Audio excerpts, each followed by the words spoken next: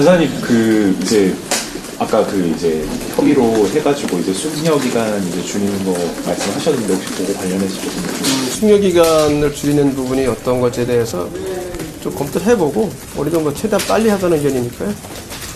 그 휴일 일정과 관련해서 협의를 해보고 하면 됩니다. 숙려 기간이 충분히 됐는지 안 됐는지 좀 진행되는 경과를 봐야 될 것 같아요. 그 이후에 진행된 거 있다든지 하면 그런 부분에 대해서는 예를 들어서 그 안건에 대해서 제안 설명하고 낼 때 기존에 여러 가지 드러난 것이 다 되어 있는지 확인을 할 필요가 있으면 그만큼 더 늘어날 수도 있고 하여튼 합의하는데 숙려 기간에 거의 구애받지는 않을 생각입니다. 지금 당장 얘기를 해서 줄이겠다 말겠다 답을 할 수 없다는 얘기고. 취소가 징계안이 제출된 것이기 때문에 숙려 기간이 28일까지 29일에 해당합니다. 근데 숙려 기간을 둔 것은 그 제소당한 사람, 징계안이 제출된 사람 입장에서도 충분하게 대비하거나 마음의 여유를 둘 수 있는 기간을 주기 위한 것이다 이렇게 생각되고, 일반 상임위원회에서도 숙려 기간을 20일 두고 있습니다. 숙려 20일 둔 것은 법안이 제출됐을 경우에 그 법과 다른 의견을 가진 사람들한테 충분히 그 법에 대항할 수 있는 시간을 주기 위해서 20일간의 숙려 기간을 둔 걸로 되어 있습니다. 그렇게 하고 숙려 기간이 끝난 다음에는 언제든지 상정할 수 있게끔 그 제국법이 있고, 언제든지 상정할 수 있음에도 불구하고 30일이 지나도 상정하지 않으면은 위원장이 자동 상정할 수 있게끔, 위원장이 직권으로 자동 상정할 수 있게끔 법은 되어 있지만은 사실상 모든 상임위원회가 여야 간사 간의 합의에 의해서 상정하는 것이 우리 국회의 관행으로 되어 있다. 이렇게 이해를 해 주시면 됩니다. 저희 당 입장에서는, 국민의힘 입장에서는 숙려 기간 20일을 다 채우면 너무 이 논의가 늦어지게 되고, 그러면 지금 끓고 있는 국민적 공분을 국회가 해소할 방법이 없다. 그래서 야당 간사님한테 숙려 기간 20일을 좀 최대한 줄여서 좀 그 회의를 빨리 열어서 안건 상정을 하고 이 김남국 의원 건에 대한 진행을 하자, 이렇게 지금 제안을 해놓은 상태인데, 간사님하고 양당 간사들이 더 논의를 하고 그리고서 기자분들께 말씀드리도록 하겠습니다. 실제로 다시 말씀드린 숙려기간 20일에 대해서 우리는 꼭 그걸 지키겠다는 생각은 아니고요.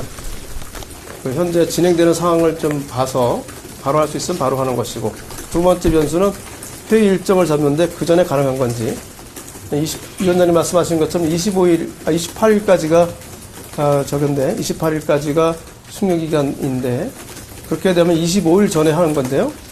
다음 주에 회의 일정도 같이 봐야 되고 그래서 종합적으로 검토해서 여당 간사하고 협의했습니다. 최대한 빨리 할 생각입니다. 주 의원님이 양당의 원내 수석이라서 좀 여쭙는 건데, 조금 전에 정무위원회에서 그 가상자산 관련해서 좀 이렇게 전수조사를 해야 한다는 결의안 나왔는데 양당 입장 어떤지도 좀 궁금합니다. 당연하다고 생각하죠. 가상자산이 나온 지 얼마 안 되는 바람에 사실 그게 공직자산 신고에 포함이 되냐 안 되냐라는 그런 논란이 있었잖아요. 근데 대다수 의원들은 가상자산도 분명히 자산이기 때문에, 명칭은 어떻게 하든지 자산이기 때문에 그 신고 방법을 연구해서라도 신고 대상에 포함되어야 된다고 생각을 해요. 다수 의원들이. 그런 입법이 진행되고 있고, 그 입법이 되는 데 따라서 당연히 전수조사해서 신고해야 된다. 예, 국민의힘에서는 가상자산 전수조사는 반드시 해야 되고 반드시 이루어질 것이다라고 믿고 있고요.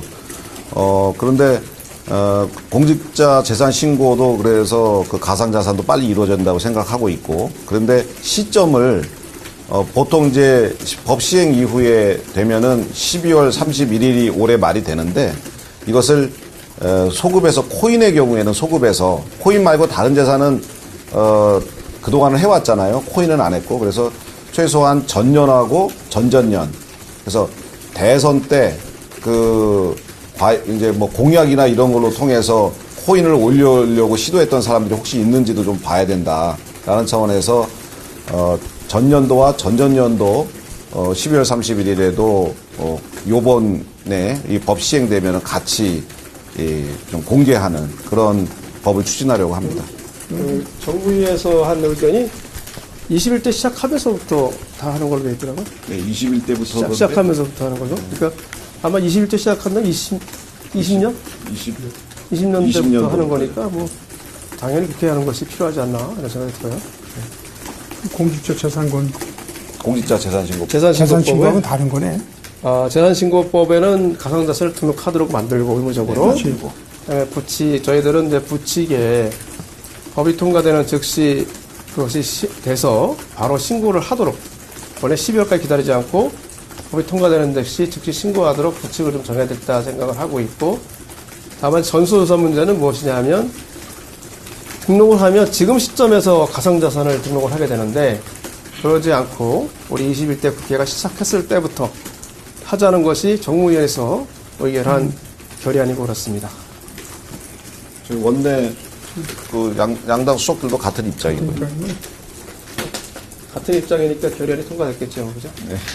아까 그 절차를 지켜야 된다고 말씀하신 게 일종의 파업을 할 때 지금 준법 투쟁을 말하는 것처럼 그런 거 아니고. 아니, 그게 그런 게 아니고. 아니라 하도록 되어 있는 건 해야 된다는 얘기죠. 자, 국회법에서 자문위원회에 회부하도록 돼 있어요.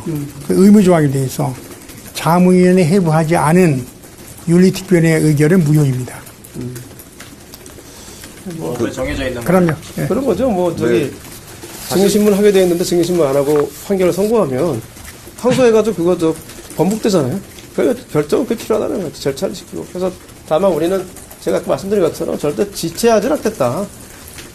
지킨 순서서 단계는 다 거쳐야 되되 그 단계 동안에 지연해서 그 시간을 끌어내려는 않겠다. 우리 이양수 수석께서 걱정하시는 그런 바는 하지 않도록 하겠다.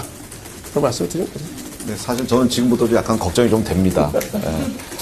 왜냐하면 사실 김남국 의원이 민주당의 그 자체 진상조사에 적극 협조했어야 정상이거든요.